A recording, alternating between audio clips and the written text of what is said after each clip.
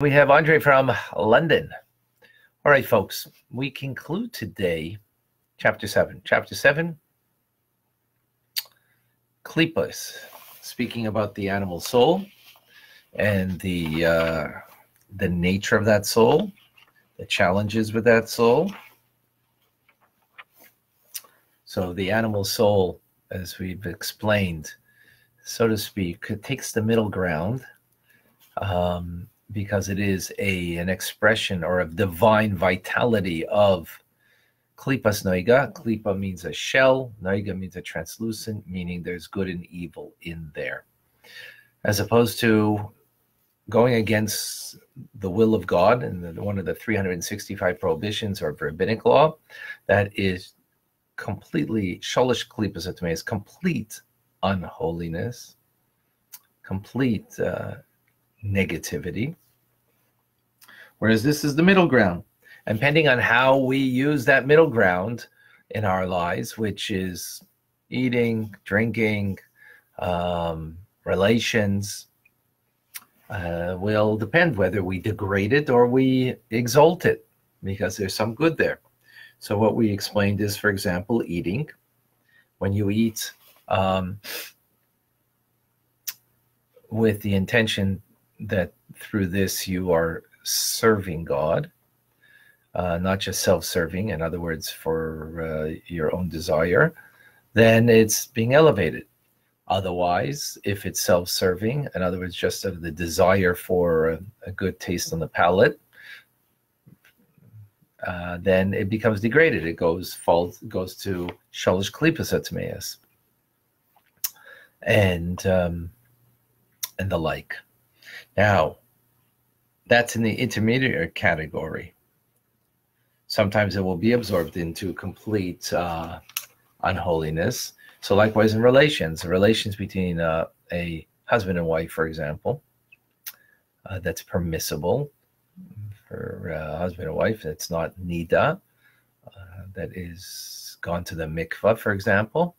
And yet those relations could be very much based on just lust, and therefore degrading in the sense that the vitality, degrading means over here, degrading to the individual, but degrading meaning over here that it's a downgrade of the form of vitality that you get in that moment.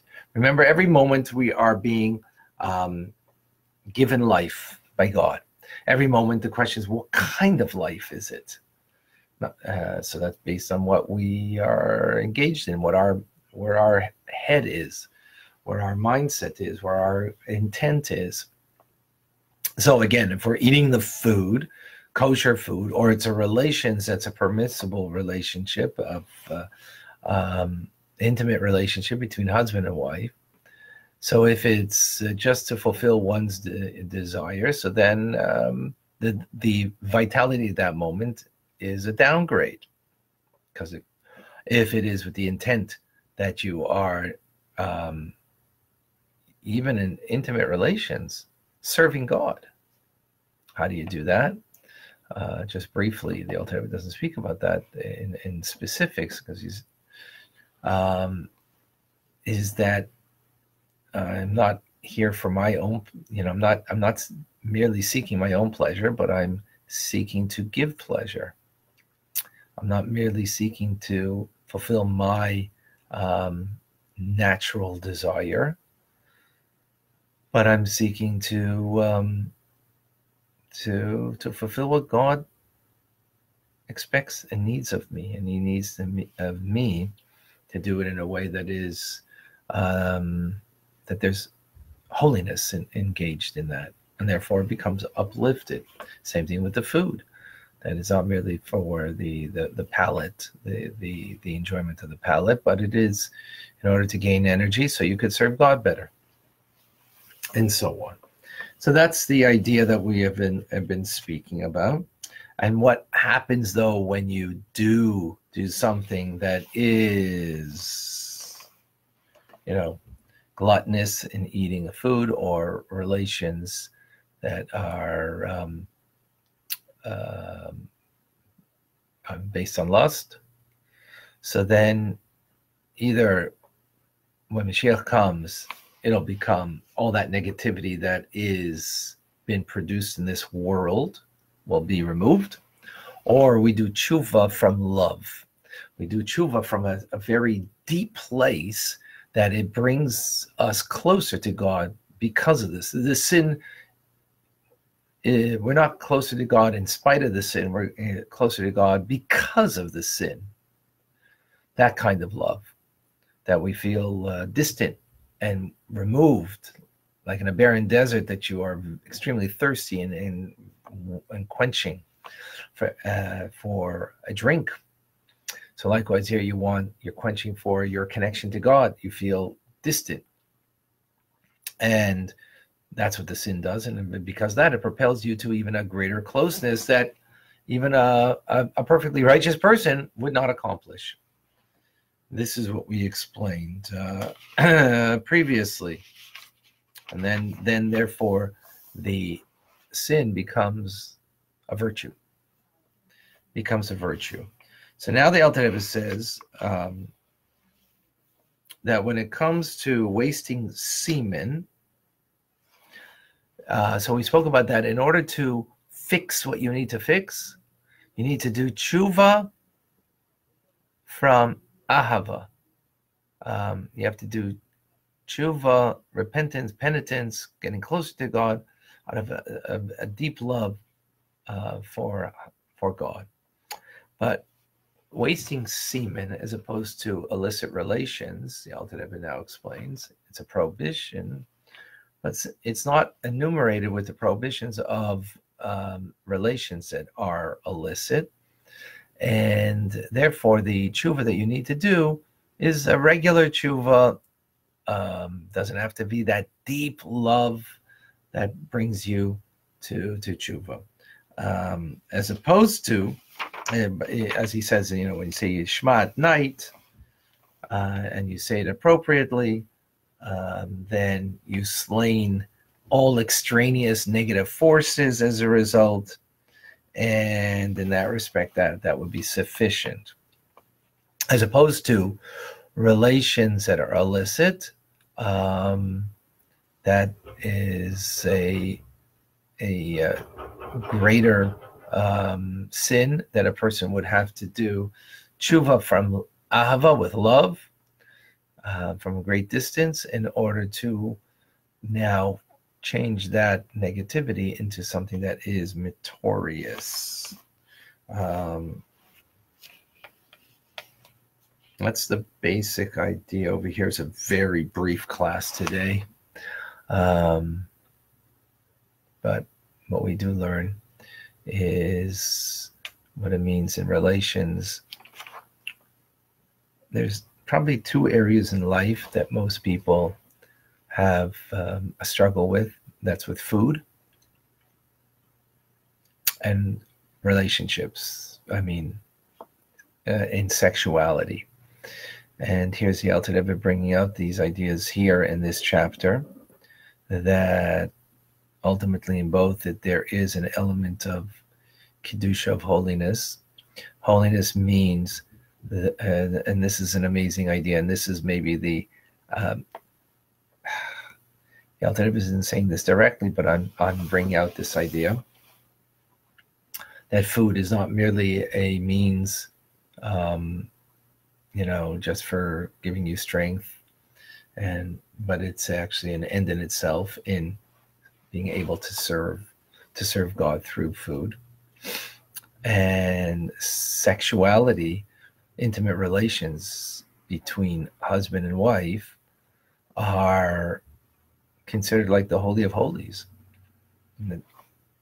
meaning it's not a what's the word?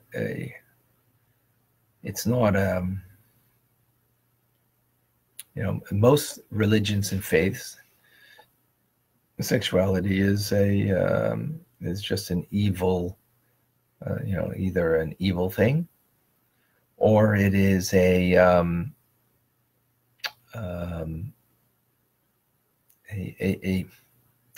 I'm sorry, I'm trying to get the right words over here. Or it is a necessary evil. Either it's outright just, evil, and therefore, if you're holy, abstain, right? If you're a holy person, abstain. Or it's a necessary evil because that's the only way you can, have a family and have children and have the continuation of the humankind. But Judaism comes and says, and the Alter Rebbe is explaining over here, is that it's actually a holy act, can be at least. And this is part of the problems with, I would suggest, with relationship sexuality in the world today, is that because it's seen as a forbidden fruit, so therefore it's dealt with in a way that, it's like stolen waters. It's, it's like something that's got to be, of course, it's, relationships is private, that's for sure.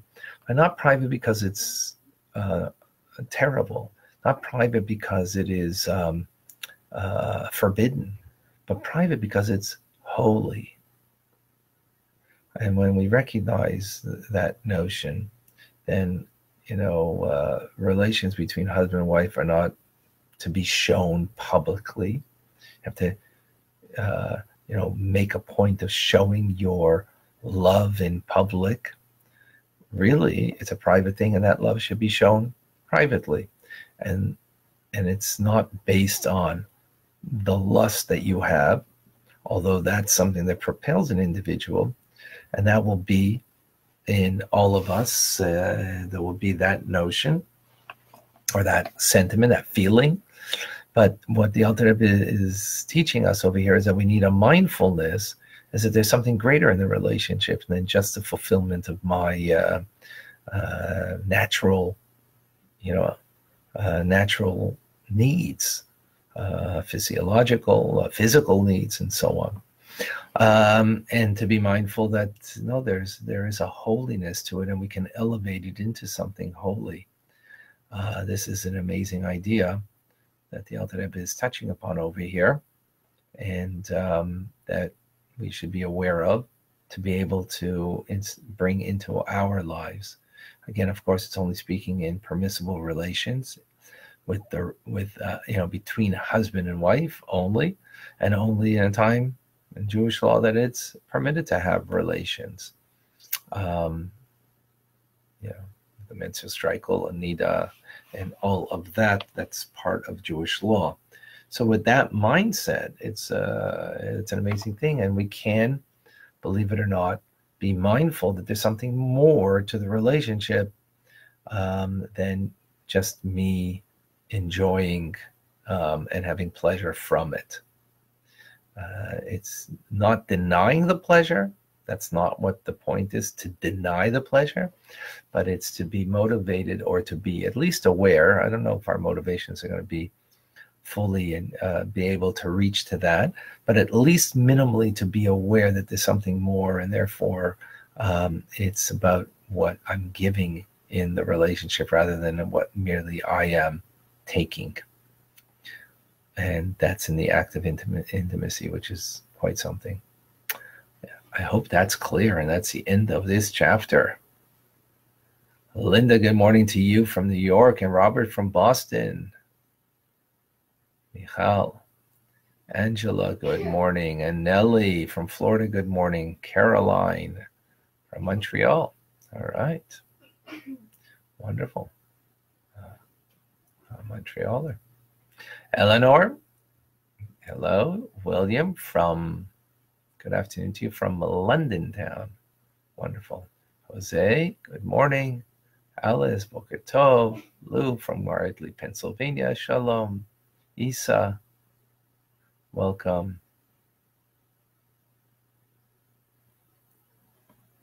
Yes. Carrie from Montreal, good morning.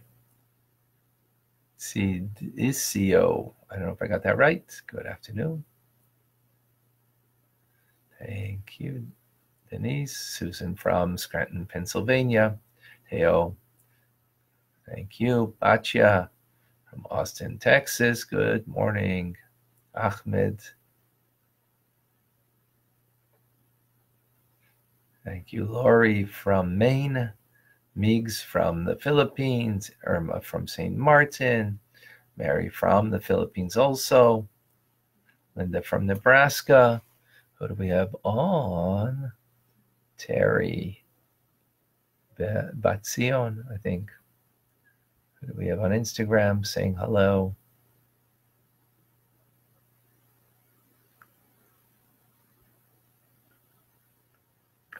Kathy from California.